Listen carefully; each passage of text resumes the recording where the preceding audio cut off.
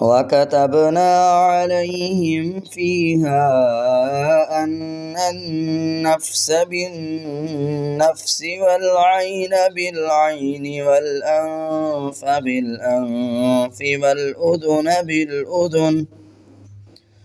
والأذن بالأذن والسن بالسن والجروح قصاص، فمن تصدق به فهو كفارة له، ومن لم يحكم بما أنزل الله فأولئك هم الظالمون. وقفينا على آثارهم بعيسى ابن مريم